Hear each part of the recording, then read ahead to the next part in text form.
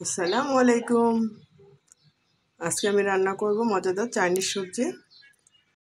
ঘরে থেকে অল্প কিছু উপকরণ দিয়ে আজকে রান্না করব এই চাইনিজ সবজিটা আমি। এই জন্য এখানে আমি 4 থেকে 5 রকমের সবজি কেটে নিয়েছি। আর এখন চুলায় একটা পাতিল বসিয়ে দিয়ে এর মধ্যে রসুন ঘিয়ের মধ্যে ভেজে এর মধ্যে মুরগির মাংসগুলো দিয়ে দিয়েছি। এখন মুরগির মাংসগুলো যখন এই পর্যায়ে ভাজা হয়ে যাবে তখন আমি সবজিগুলো দিয়ে খুব ভালো মতো নেড়ে চেড়ে মিশিয়ে নিচ্ছি।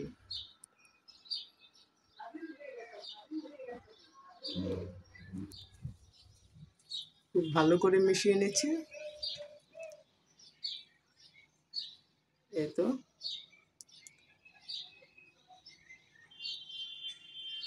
এখন আমি এখানে দিয়ে দিব স্বাদ মতো লবণ,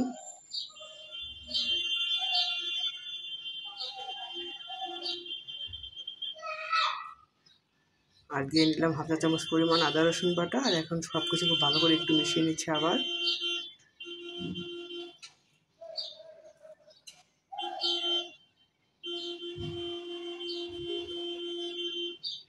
আর এর পর্যায়ে আমি দিয়ে দেবো প্রায় 3 থেকে 4 চা চামচের মতন ঘি।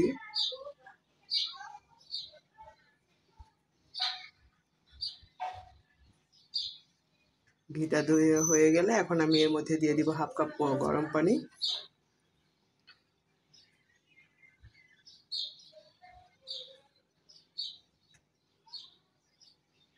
গরম পানিটা দিয়ে নেড়ে চেড়ে আমার একটু পানির প্রয়োজন, আমি আরও হাফ কাপ গরম পানি দিয়ে নিলাম এখানে। এখন স্বাদটা ব্যালেন্স করার জন্য আমি এখানে দিয়ে নিচ্ছি 2 চা চামচ পরিমাণ চিনি। আর দিয়ে নেব 1 চা চামচ পরিমাণ সয়া সস আর প্রায় 2 চা চামচ পরিমাণ টমেটোর সস।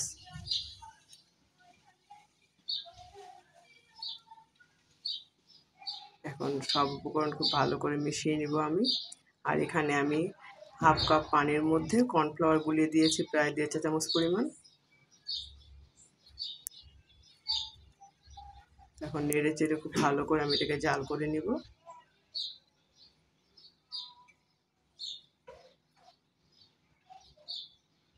খুব সুন্দর করে বলক দিয়ে নিতে হবে এটাকে এখন।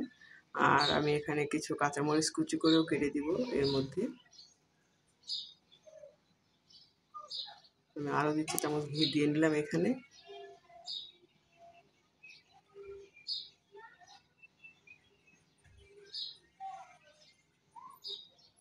এখন খুব ভালো মতো নেড়ে চেড়ে মিশিয়ে নিচ্ছি। এই পর্যায়ে সবজিটা আমার প্রায় হয়ে গিয়েছে।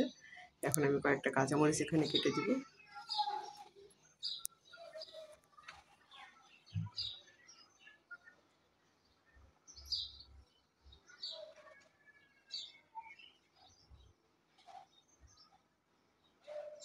ঝালটা এখানে যার যার পছন্দ অনুযায়ী দিতে পারবে। এই তো সবজি রান্না আমার পুরোপুরি কমপ্লিট। এখন আমি নামিয়ে পরিবেশন করব মজাদার চাইনিজ সবজি।